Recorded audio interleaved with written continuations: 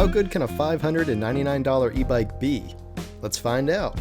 Hey everyone, Micah here with Electrek, and today we're reviewing the 26-inch Nakto electric cargo bike. It's more of a city slash kind of cargo bike, but it's still a pretty fun ride. Let's check it out. What you're looking at here is Nakto's $599 electric cargo bike, with the cargo part in air quotes.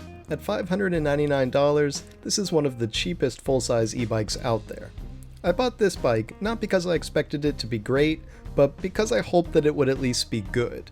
And I wanted to find out if there was actually a decent e-bike out there for someone on an ultra budget, but who doesn't want to get stuck with a weird little miniature e-bike, which is what you usually get for those ultra budget prices.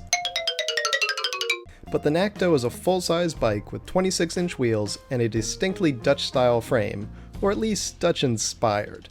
I was hoping that basket would be a cool rattan-style basket like the one in the Amazon ad, but it turned out to just be a cheap plastic basket.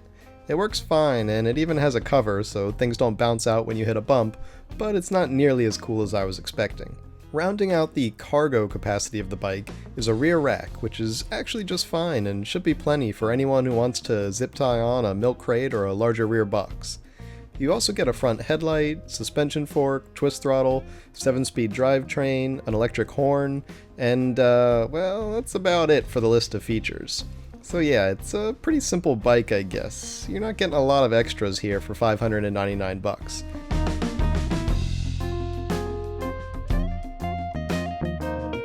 On the electrical side, the bike is rocking a 250-watt rear hub motor that gets it up to just shy of 20 miles an hour or 32 kilometers per hour, though the pull is strong enough and the hill climbing is decent enough that I suspect it's actually closer to a 350-watt motor. I still had to pedal some on hills to keep my speed up, but that's pretty standard with 350-watt drives. That's also a drum brake you spied on the rear there. Nothing fancy, but it's tried and true, just like the rim brakes on the front. Nothing fancy, but they work. The battery is helpfully labeled battery, just in case you forget what it is. It's a 36 volt and 10 amp hour pack for a total of 360 watt hours. That figure might sound a bit underwhelming at first, and it kind of is, until you remember that we're talking about a $599 e-bike here. Just buying the battery by itself would cost half the price of the entire bike, to put that in perspective. In terms of range, they claim you can get up to 35 miles or 60 kilometers of range, but you'd have to be doing some pretty hard pedaling to see those figures. On throttle-only operation, you'll barely get half of that range, topping out at around 15 miles, maybe 20 miles if you're on super flat ground and you don't weigh too much. Pedaling can obviously increase the range, but you'll want to note that you don't get multiple levels of pedal assist like on most e-bikes. On the Nakto, it's either on or off. Not ideal, but it works. The ride is more comfortable than I expected.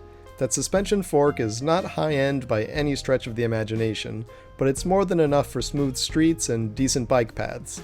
It even did surprisingly well on rougher streets with cracks and light potholes. The upright seating position will be familiar to fans of cruisers and Dutch-style bikes, and the step-through frame makes it easy to mount, especially for seniors. Personally, I've always liked sitting just a bit lower than most people on bikes, but you can pop that seat up as high as you want, even for longer-legged riders. Ultimately, there's nothing sexy or even highly compelling about this bike.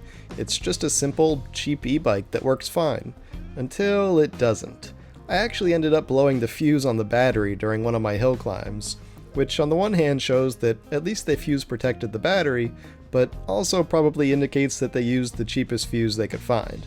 So I'd probably recommend sticking a spare fuse in your pocket, just in case. Other than that, I can't complain about the bike for this price. It's not great, but it's good enough for anyone that wants a cheap, full-size bike for simply cruising around. Just don't expect it to last long enough to pass down to your kids. Thanks for watching everyone, we hope you enjoyed that review. If you did, why don't you give this video a thumbs up? And don't forget to subscribe so you can check out all of Electrek's electric vehicle videos. We'll see you here next time.